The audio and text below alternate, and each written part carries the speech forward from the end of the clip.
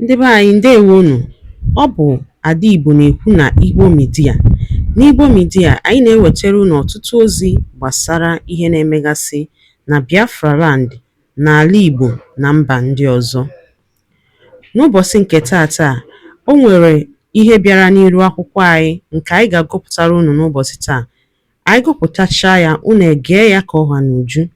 Ị ga-esie ya, ị drọpụọla your comment, like kwa this our video and gbasakwa ya ka o ruo ụmụnna anyị n'ebe dị iche iche arụ. Ozi anyị wetara unu tata si n'aka otu nwanne anyị nwoke, a Biafra activist. Dịka o si wetara anyị ozi a n'iru akwụkwọ, ọ dere sị: Barrister Aloy Ejimakor, the big elephant. Maazị Nnamdi Kanu goes to Washington, D.C. courtesy of avid rising sun, ambassador of self-determination. Ya bụ ozi ka anyị ji bịa tata na Igbo Media. Ị ga-esi ya bụ ozi, gbaa mbọ gwa anyị chere ma mekwa ka ozi a rute ụmụnna anyị n'ebe dị iche iche aka. Ngwa gere ya ka ọha n'uju. Of this petition. Thank you very much. Of course, my name is Reverend Father Dr. Augustine Odimegwa. We're here today to submit to the office of the President this Magnitsky Act that we are holding a couple of our judges and attorney generals responsible for the continued incarceration of Mazi Nnamdi Kanu in solitary confinement without trial, without due trial. The White House. 3. American veterans of Igbo descent, AVID, Rising Sun Charities Organization, and Ambassadors for Self-Determination, submission against Nigerian jurists and the former Attorney General for sanctions under the Global Magnitsky Human Rights Accountability Act, 22 USC. Dear Mr. President, of course, reading on behalf of Bruce Fine, representing American veterans of Igbo descent, Rising Sun Charities Organization, and Ambassadors for Self-Determination. All three are non-profit organizations substantially dedicated to monitoring gross violations of internationally recognized human rights, especially in Nigeria. Pursuant to the Global Magnitsky Human Rights Accountability Act, 22 USC and EO 13818, the three non-profit organizations urge Magnitsky sanctions against a quintet of Nigerian judges implicated in the persecution of Biafran leader Mazi Nnamdi Kanu for exercising his rights to free speech and association and a fair trial.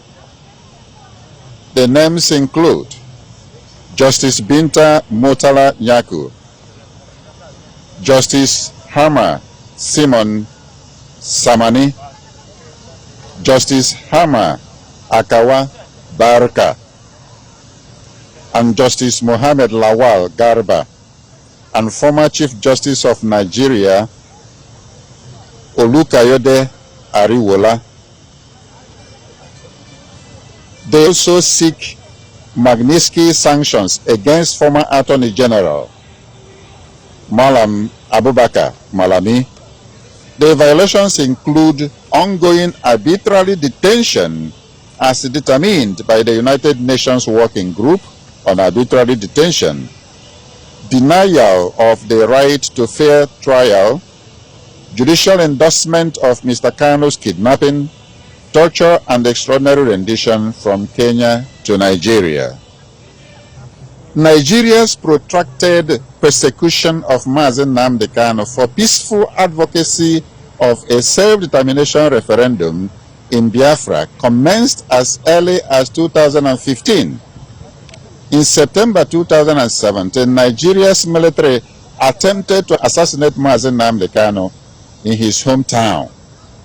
Many were murdered, but he managed to escape by a miracle. In June 2021, Mr. Kanu was kidnapped and tortured by Nigerian authorities in Nairobi, Kenya, followed by extraordinary rendition to Abuja, Nigeria. He has been detained in solitary confinement without trial and without proper access to lawyers ever since. The United Nations Working Group on Arbitrary Detention found on July 20, 2022 that Mazi Nnamdi Kanu's detention violated 16 international human rights covenants. It ordered his immediate and unconditional release and the reparations paid. Nigeria has flouted the working group decision for more than 3 years now. On October 26, 2022, the Federal High Court Umuahia declared Mr. Kanu extraordinary rendition unlawful and unconstitutional and awarded damages to him. On December 15, 2023, the Supreme Court of Nigeria, while acknowledging the Nigerian government's extraordinary rendition of Mazi Nnamdi Kanu as criminal, nevertheless decreed that the fruits of its crime, his detention and persecution, were legal. Bruce, could you tell us about the severity of the violations of justice? I mean, just how gross of an injustice is this, and where did they go off the rails in regards to how they treat Mazi Nnamdi Kanu? Well, a few pages of history often speaks volumes of logic here. The persecution really began even before the more recent kidnapping and torture in 2021. As far back as September in 2017, there's attempted assassination through the military to kill Nnamdi and his family and friends. Nnamdi escaped by a miracle. His friends, many of them were killed. And all of this is in violation of the international human right to seek self-determination.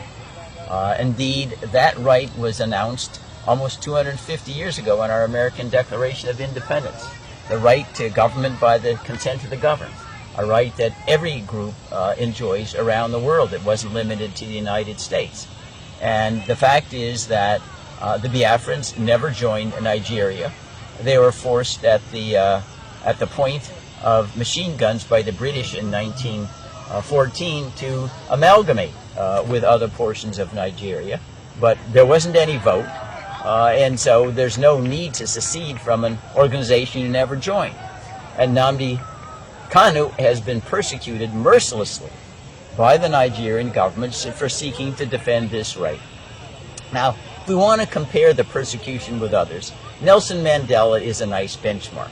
If you read his memoirs, on Robben Island when he was detained, he lived in a paradise compared to Mazi Nnamdi Kanu. He wasn't in solitary confinement. He actually taught and learned from universities with other inmates there. They had games. There wasn't anything like solitary confinement. He had access to lawyers. Mazi Nnamdi Kanu does not. He doesn't even have access to me. I've been 6 times. They say, no, Mr. Fine, you can't visit with him. Even the persons who visit with him, they can't take in any pencils, no papers. Everything is recorded. Everything is videoed. There's no privacy whatsoever. So again, if we want to take a comparison with Nelson Mandela, who ended up being not only a Nobel Peace Prize winner, but an international hero, he suffered far, far more grotesquely. And it's continuing to this very day after 4 years. Now, I'd like to amplify for our audience here as well, the Global Magnitsky Human Rights Accountability Act empowers the President to identify foreigners who are guilty of gross violations of human rights, freeze their assets, and ban them from ever traveling to the United States. And that's what we're asking happen in this particular case with regard to the 6 individuals that we identified in our petition. Now, one of the other elements that comes from the Global Magnitsky listing is it's a stigma. It puts you in the same category as notorious, horrible human rights violators, Adolf Hitler, Joseph Stalin, Kim Il-sung in North Korea, anyway, all the ones that you remember by reading in the newspapers. And we would hope that the Nigerians would wake up. This is simply the opening shot, if you will, of trying to obtain justice for Nnamdi Kanu. If others do not shape up, and help and insist on his release, they will be on the list that we present to President Trump as well. And that ought to be a message that goes out to everyone in Nigeria who's been involved in this complete travesty of justice against Nnamdi Kanu. You will be our next petition if within the next short while Nnamdi Kanu is not free as he deserves to be under international law. Bruce, can you expound on the teeth that are in the Magnitsky Act and just how deep can they go to both the individual and the country?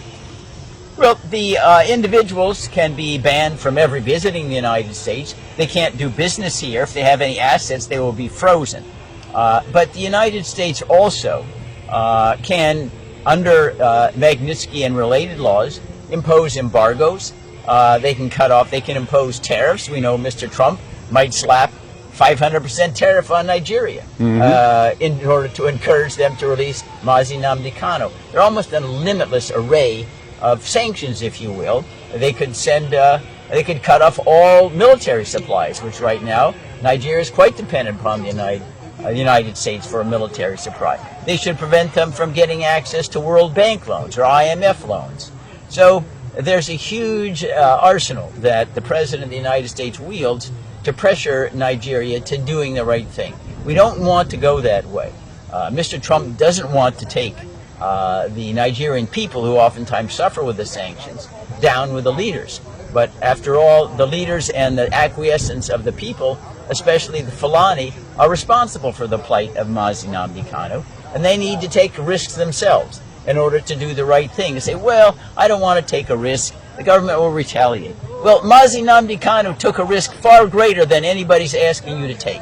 It's time to be accountable for your own country and your own compliance with international law and push back against the government of Nigeria that, again, has acted in dastardly criminal fashion for at least 40 years. And I want to underscore, what the government did is a crime. Think of this obtuseness.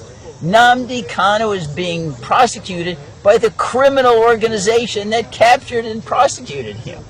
It's the government should be prosecuted by Nnamdi Kanu, not the other way around. And when that happens, we know that justice will have prevailed.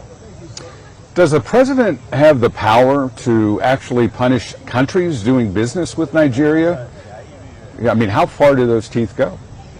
No, I mean, we can see right now with regard to the use of the tariffs. Yes. If you call tariffs, punitive tariffs, 100, 200%, the answer is yes. The president does have that authority under emergency powers and existing sanctions that Congress has allocated to the executive branch to do those things.